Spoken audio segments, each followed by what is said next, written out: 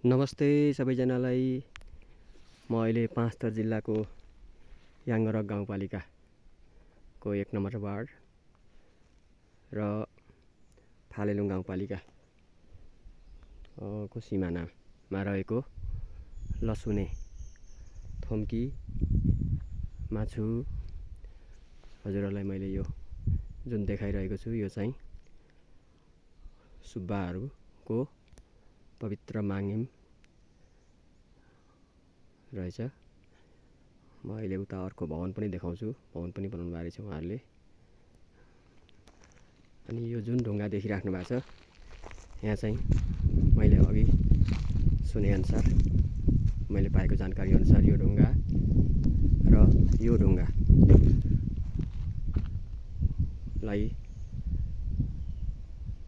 Support लिएर यसको सपोर्टमा चाहिँ धेरै अगाडि कयौँ सयौँ वर्ष अगाडि नै हुनुपर्छ। यहाँ चाहिँ एकजना महिलाले बच्चा जन्माउनु भएको भनेर अघि मलाई यहाँको नजिकै रहेको गोठाला दिदीजीले भन्दै हुनुहुन्थ्यो र अहिले यस्तो छ जानुहोस् न भनेपछि म यहाँ आएको छु। हेर्नु होला यसरी सुरक्षित तरिकाले राखिएको रहेछ। यसलाई सुरक्षा दिएको रहेछ यसरी काँडे तारको बेरा लगाएर। अब यसको साथसाथै म यहाँहरूलाई म यतापट्टि यो फालेलुङ गाउँपालिकाको साइड पर्छ। अलिकति म जुम गरेर मिल्यो भने म एउटा बाटोलाई पर बाटो देखिँदैछ। यस यो सेतो देखिएको चाहिँ सडक नै हो कि गाडीको बाटो हो कि भन्ने मेरो अनुमान, किनभने निकै ठुलो फराकिलो घुमाउरो बाटो देखिन्छ त्यो डाँडामा। यहाँबाट देखिँदो रहेछ। यो साइड भनेको मैले अहिले पनि जानकारी गराएँ, यो साइड भनेको फालेलुङको साइड पर्छ, फालेलुङ गाउँपालिकाको साइड। अब क्रमशः यतापट्टि अब यता मैले जुन भाग देखाइरहेको छु यो जङ्गल भएको यतापट्टिको भाग भनेको चाहिँ याङ्गरक गाउँपालिकाको वार्ड नम्बर 1 स्थित बिरुवा र नामरेक ठेङ्गेपुरको सिरान पर्छ। तपाईँ देख्न सक्नुहुन्छ तल साँप फुलेको छ। यहाँ देख्न सक्नुहुन्छ।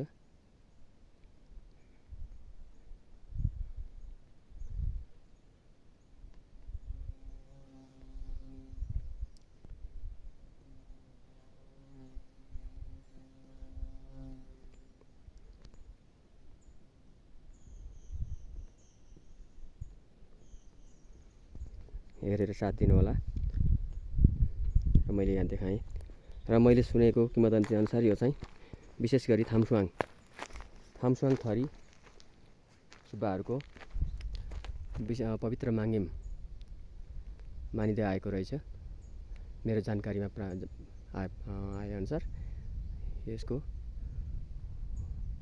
अब तथ्य कुरा चाहिँ अहिले मैले पनि कुनै पाएको छैन। यो पनि र गोठालाहरूबाट पाएको जानकारी अनुसार चाहिँ यो चाहिँ थामसुवाङ थरी सुब्बाहरूको पवित्र माङ्गिम रहेको भन्ने मैले जानकारीमा पाएँ। मैले पनि यहाँ आएर खोजी हेरेँ, केही त्यस्तो अभिलेखहरू शिलालेखहरू कहीँ त्यस्तो भेट्छु कि भनेर त्यो मैले पाइनँ।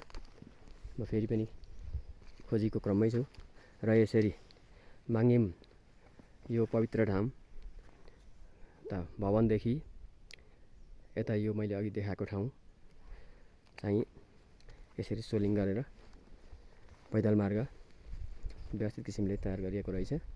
यो मेरो नि पहिलो भ्रमण हो। मैले फेरि पनि भन्छु, यो भनेको पाँचथर जिल्लाको फालेलुङ गाउँपालिका र याङ्गरक गाउँपालिकाको सिमानामा रहेको लसुने थुम्कीबाट हजुरहरूलाई यो सानो भिडियो क्लिप बनाएर देखाउँदैछु। यहाँ देख्न सक्नुहुन्छ होला, हेर्नुहोस् यो भवन। तर अब स्पेसल यो कहिले पूजा हुन्छ, के हुन्छ, कुन प्रयोजनमा बनाइएको हो, कहिले पूजा हुन्छ यसमा यहाँ आएर त्यो चाहिँ मैले जानकारी पाएको छैन।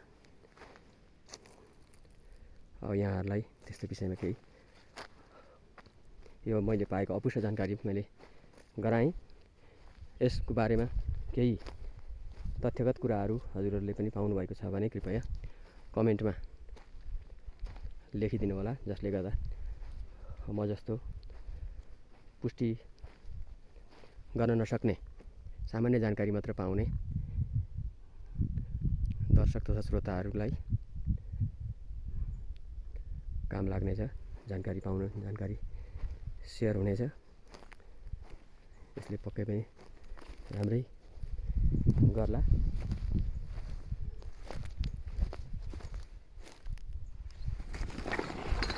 यसरी यहाँ यो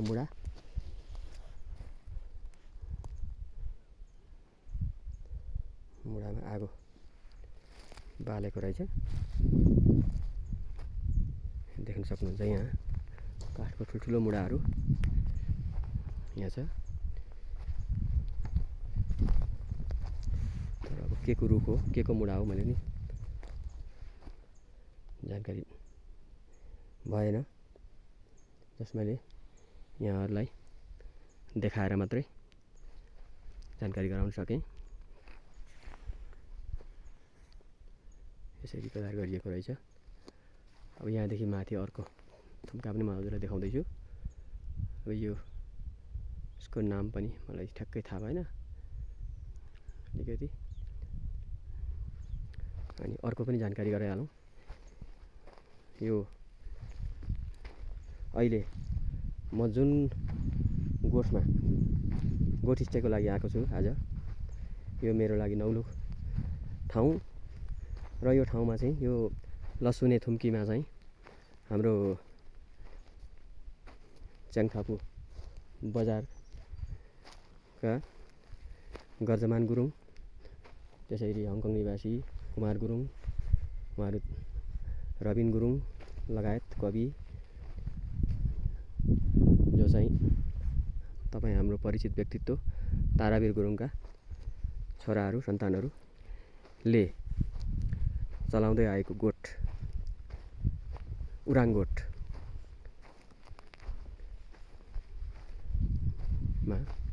आएको होला। हेर्नु होला, मैले उराङ गोठको पनि माथिबाट अलिकति हटाउने कोसिस गरेँ। यसलाई म अलिक तलतिरबाट फेरि पनि यहाँलाई जानकारी गराउनु छु।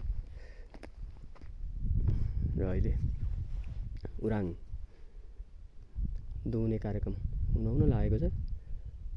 म त्यसको पनि भिडियो क्लिप यहाँहरूसँग पस्किनेछु, हेरेर साथ दिनु होला र मनोरञ्जन लिनु होला। मनोरञ्जनको साथसाथै जानकारी पनि पक्कै प्राप्त हुनेछ होला। नयाँ ठाउँ कस्तो रहेछ त, लसुने थुम्की कस्तो रहेछ भन्ने कुरा ल हेर्नु होला। यतापट्टिको अर्को भाग यहाँ तल भुवाने भन्ने ठाउँ रहेछ। यहाँ मुनि अर्को चोक, त्यसको अलिक तल चाहिँ असौजे चोक रहेछ, गाई गोठ राख्ने चोक। अनि मैले अघि भन्न खोजेको अर्को विषय भनेको चाहिँ यसको जस्ट तलतिर, यो गोठको जस्ट तलतिर सायद 50-100 मिटर अगाडि होला, तल होला हुनुपर्छ मेरो अनुमान। त्यहाँ चाहिँ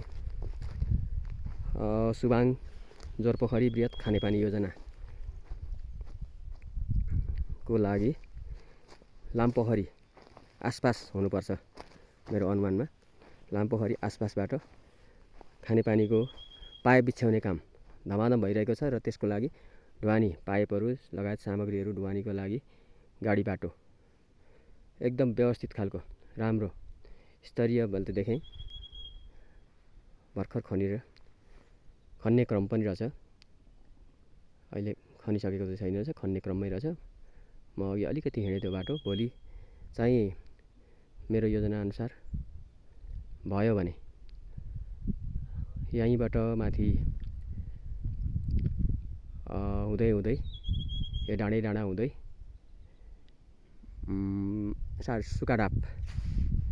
सुकाडाप जाने योजनामा छु। लामपोखरी क्षेत्र। त्यहाँबाट पनि म हजुरहरूलाई यसरी नै भिडियो क्लिपहरू बनाएर सेयर गर्नेछु। अनि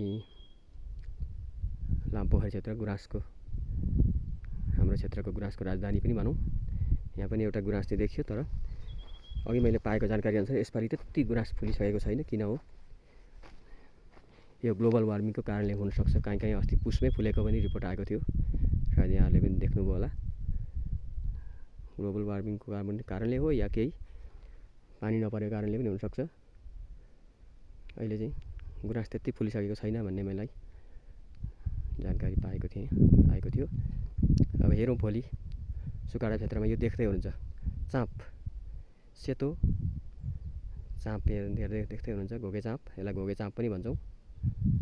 त्यो केही बोटहरू रहेछन्, धेरै त होइन, केही बोटहरू फुलेर वन जङ्गललाई सजाउ बनाएको रहेछन्। देख्नुहुन्छ होला गोठको तलतिरपट्टि पनि, हेर्नु ल, गोठको तलतिरपट्टि पनि यहाँ फुलेकै देखियो। गोठको नजिकै 2 बोट, त्यहाँभन्दा अलिक तल पनि छ रहेछ। त्यहाँ चाहिँ अलि बाक्लै फुलेको देखियो, बोटहरू अलि बाक्लै रहेछन्। देख्नु होला हाम्रो गर्जमान गुरुङ, कुमार गुरुङ जेहरूको यो चाहिँ उराङगोठ यहाँ अहिले भर्खर गाईहरू ब्याएको रहेछन्। म त्यसको पनि अहिले भिडियो बनाएर सेयर गर्नेछु। कुकुर, भोटे कुकुर 3टा रहेछन्। ओहो, धेरै खतरा। बाँकी अर्को भिडियो क्लिपमा।